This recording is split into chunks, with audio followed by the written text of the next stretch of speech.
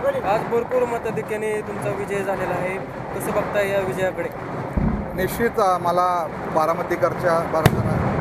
बारामतीच्या तमाम जनतेने चांगल्या मताधिक्याने निवडून दिलं, त्याबद्दल मी तमाम बारामतीच्या जनतेचे विनम्रपणे आभार मानतो. त्यांना कायम ऋणात राहीन आणि चांगल्या पद्धतीने काम करण्याची तो त्या बारामतीकरांच्या सर्व जनतेला ग्वाही देतो. कसं बघताय 3 अपक्ष निवडून आलेले आहेत, 3 पक्षाच्या चिन्हावरती निवडून आले आहेत. कुठेतरी या ठिकाणी 6 जागावरती अपयश मिळाल्यामुळे कुठेतरी निश्चित या विजयाला दुःखाची किनार आहे. 6 जागा आमच्या काही ठिकाणी 3 अपक्ष आणि 3 पक्षाच्या चिन्हावर निवडून आलेल्या आहेत विरोधकांच्या. निश्चित याची फार मोठी खंत आमच्या सर्व राष्ट्रवादीच्या कार्यकर्त्यांमध्ये आहे. त्या ठिकाणी ज्या 6 जागा पडल्या त्या ठिकाणी आम्ही निश्चित जनतेकडे पुन्हा जाऊ की ते कुठं आमच्या चुका झाल्या होत्या, कुठं आमचं काही कमतरता होती, त्या सगळ्या गोष्टी आम्ही नोंद करून पुढं त्यांच्या सेवेमध्ये कुठेही कमी पडणार नाही याची ग्वाही देतो. पण ह्या गोष्टी घडल्यात आणि त्याचं फार मोठं दुःख आमच्यामध्ये आहे. पण निश्चित त्या ठिकाणी जाऊन आम्ही त्याची कारणामासे शोधून जनतेला न्याय देऊ. जर आपण पाहिलं तर आपल्या कसब्याला 30 ते 35 वर्षानंतर नगराध्यक्षपद मिळतंय, 5 वर्षासाठी अखंड. नाही, 30 ते 35 वर्षांनी नाही, 2012 ते 17मध्ये 5 वर्षासाठी 5 वर्ष. त्यावेळेस टेन्युअरच 2.5 वर्षाचा होता. आता टेन्युअर 5 वर्षाचा झाला. संध्याताई बोबडेला टेन्युअर 5 वर्षाचा मिळाला. नंतर 7 ते हे टेन्युअर हा जो राज्य सरकार निर्णय घेईल, नगरपालिका अधिनियमामध्ये काय काय बदल होतात त्या पद्धतीने तो टेन्युअर असतो. हो, निश्चित ह्याचा हे आहे की आत्ताचा जो लोकनियुक्त नगराध्यक्ष असतो त्यामध्ये संध्याताई बोबडे आपल्या लोकनियुक्त नगराध्यक्ष होत्या, सौ पौर्णिमा तावरे आपल्या लोकनियुक्त नगराध्यक्ष होत्या. त्यांना सगळ्यांना 5-5 वर्षाचे टेन्युअर मिळाले. म्हणून आता तो 5 वर्षाचा लोकनियुक्तचा टेन्युअर आपल्याला मिळाला आहे आणि तो कसब्याला नाही, संपूर्ण बारामतीला मिळालेला आहे. त्यामुळं त्या संपूर्ण बारामतीच्या जनतेचे मी आभार मानतो. नाही, गटबाजी कुठलीच नव्हती. तुम्ही बघितलं की काही ठिकाणी काही वेगवेगळे प्रश्न निर्माण झाले, त्यामुळं हा पराभव त्या उमेदवाराला सामोरं जायला लागला. निश्चित आम्ही त्याची कारणं शोधू. गटबाजी कुठेच नव्हती. एखाद्या ठिकाणी काही कार्यकर्ते नाराज असतील तर त्यांना आम्ही कुठंतरी समजून घेण्याचा कमी पडलो असेल. तुम्ही गेल्या वेळेस बघताल तर गेल्या वेळेस जे 4 उमेदवार निवडून आलते त्यामध्ये काका आमचे स्वर्गवासी आदरणीय काका देशमुख होते, बबलू होता म्हणजे ते पिता पुत्र होते, विष्णुपंत चौधर होते आणि सुनील सस्ते होते. ते गेल्या वेळेस निवडून आले. आता ते कोणाकडलं निवडून आले?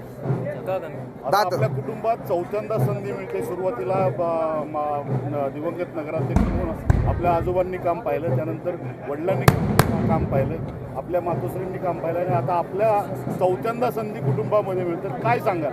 निश्चित 4थ्यांदा संधी मिळाल्याबद्दल मी सर्वांचे आणि पक्षाचे आभार मानतो की त्यांनी मला संधी दिली. पण निश्चित मी या संधीला एक आव्हान बघतो, कारण की मला ज्या वेळेस आमच्या कुटुंबाला संधी दिली त्या वेळेस बारामतीची परिस्थिती आणि आत्ता 2025ची बारामतीची परिस्थिती खूप वेगळी आहे. आत्ता जवळपास बारामतीमध्ये 1,02,000पेक्षा जास्त मतदारसंख्या आहे. लोकसंख्या तर 2011च आपल्याकडे गॅझेट आहे. अजून लोकसंख्या 2021ची झालीच नाही कोविडमुळं. आता ती झाल्यावर आपल्याला कळेल की लोकसंख्या किती आहे. पण फ्लोटिंग पॉप्युलेशन जवळपास 50,000चं आहे. पण 1.5-2 लाख लोकांची लोकसंख्या असलेलं फार मोठं शहर झालेलं आहे. आपण एक महानगरपालिका होण्याच्या उंबरठ्यावर 3 लाख मतदारसंख्या झाल्यावर महानगरपालिका होते. पण आपल्या शेजारचाही भाग माळेगाव असेल, इकडं वंजारवाडी असेल, हे भाग कटफळसुद्धा असतील, हे जी बारामतीला शिव किंवा मेडत असेल, हे शिव बरोबर असल्यामुळं बारामती कुठं संपते आणि कुठं ग्रामीण भाग चालू होतो असं लक्षात येतलं आहे. त्यामुळं सर्वांगीण विकास करणं ही फार मोठी जबाबदारी आहे. चांगल्या पद्धतीने आदरणीय दादांनी आणि वहिनीसाहेबांनी, सुनेत्रा वहिनीसाहेबांनी जो विकास केला आहे त्याला आता नवीन उंचीवर नेण्यासाठी आदरणीय दादांच्या मार्गदर्शनाखाली आम्ही सर्व नगरसेवक व नगराध्यक्ष कटिबद्ध आहोत. काही विरोधकांकडून निवडून आले त्यांनी खरं तर नाराजी व्यक्त केली, कारण अजित पवारांनी मला तिकीट फायनल केलं होतं. मात्र काही जण अजित पवारांच्या कारणात सांगून तिकीट रद्द करायला लावतात अशी काही अजित पवारांचे जे काही अपक्ष राहिलेले कार्यकर्ते त्यांनी नाराजी व्यक्त केली. कसं बघताय असं? असं कोणच नसतं. दादा सगळ्यांच्या कार्यकर्त्यांचं ऐकतात.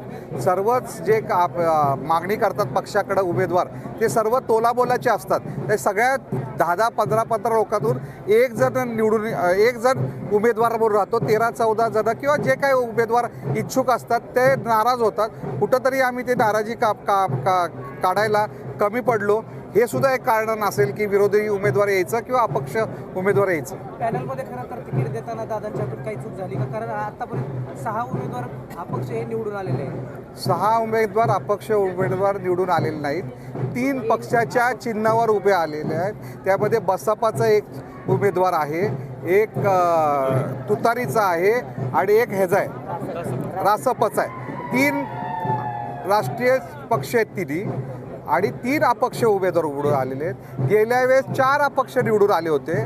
त्याच्यामध्ये मी आत्ताच सांगितलं बबलू देशमुख, त्यांचे वडील कैलासवासी काका देशमुख, विष्णुपंत चौधर आणि सस्ते हे सुद्धा आज उमेदवार आमच्याकडे येऊन आमच्याकडेच निवडून आलेत ना. त्यामुळे त्याची काळजी करू नका. किती निवडून आलेत, जरी कुठंतरी आम्ही कमी पडलो असेल तरी आम्ही जनतेचे प्रश्न सोडवण्यासाठी आदरणीय दादांच्या मार्गदर्शनाखाली पुढच्या 5 वर्ष जो दादांनी विकास आत्तापर्यंत केलेला आहे त्याला अजून पुढच्या उंचीवर नेण्यासाठी आम्ही कुठेही कमी पडणार नाही. राष्ट्रवादीच्या ज्या महिला शहराध्यक्ष आहेत त्यांचा देखील पराभव झाला.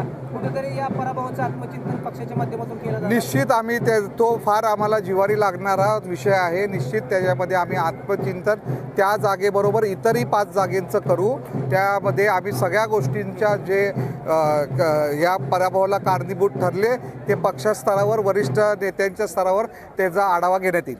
विरोधकांकडनं सतत म्हणजे मागं प्रचारामध्ये आरोप केला जात होता की विकास हा फक्त भिगवण रोड पुरता होता, गल्लीबोळात झाला नव्हता. आता त्या मुद्द्याकडे तुम्ही कसं घेऊन जाणार आहात, कशी भूमिका मांडणार? विकास हा भिगवण रोडला झाला होता असं लोक म्हणतात. तुम्ही ज्या भागामध्ये तुम्ही माझ्याबरोबर आता पुढच्या महिनाभर मी सगळ्या पत्रकारांच्या वतीने आणि पत्रकारांच्या साक्षीने सांगतो की आपण निश्चित सगळ्या भागांमध्ये जाऊ.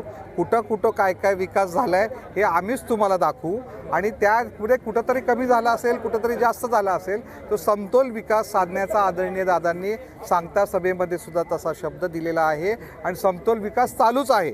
कुठंच असा दुजाभाव नाही. मगाशीच सांगितलं भिगवण रोडला जास्तीची जागा असल्यामुळं, त्या भागात शैक्षणिक संकुल असल्यामुळं, त्या भागात औद्योगिक MIDC भाग असल्यामुळं त्या भागामध्ये तो विकास दिसतो. इतर भागांमध्ये आता शारदानगरच्या रस्त्याला तिथं आपण 4 पदरीकरण करतोय. आता शारदानगर शैक्षणिक संकुल मोठ्या प्रमाणात तिथं AI सेंटर होते. हे सगळं सेंटर झाल्यावर बाळेगाव रोडला सुद्धा फरक दिसेल. इंदापूर रोडला सेंट्रल बिल्डिंग आहे. डॉक्टर बाबासाहेब आंबेडकरांचा पूर्ण पुतळा त्या रोडला आहे. सगळ्या आता सेंट्रल पार्क आपण त्या रोडला करतोय, तो इंदापूर रोड झाला. मोरगाव रोडला आपण मेडच्या इथं आयुर्वेदिक कॉलेज चालू केलं, तिथं आपण विकास झालेला आहे. बहरमपूरच्या रोडला पोलीस उपमुख्यालय झालं, त्या साईडला आता त्या साईडचा विकास झाला आहे. गुणोडी रोडला आपण वंजारवाडीला आपल्या कृषी उत्पन्न बाजार समितीचं तिथं मोठं बाजार म्हणजे जनावर बाजार आणि अजून काही सेंटर्स तिथं देतोय, तो समतोल विकास करतोय. तांदूळवाडीमध्येच आपण एक इंटेलिजन्सचं सेंटर आदरणीय दादांनी सांगता सभेमध्ये 23 कोटीचा प्रकल्प जाहीर केला, तिथं सुद्धा होतोय. असा समतोल विकास करणे हीच दादांचं काम आहे. दादा असा कधीही दुजाभाव करत नाही. या भागाचा विकास झाला त्या भागात हे सपशेल खोटं आहे.